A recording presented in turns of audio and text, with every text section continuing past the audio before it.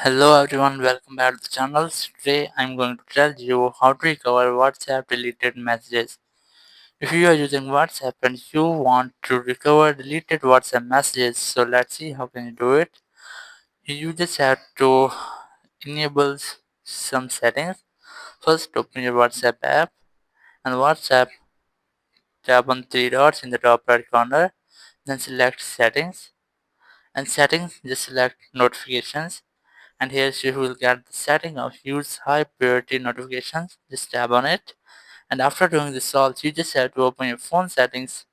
In settings, go for notifications again. Here's that, tap on it, and here you will get another option which is notification history. Select it, and here you can easily on disable or enable notification history. And after doing this, you will get all the notification history or deleted messages of your friends.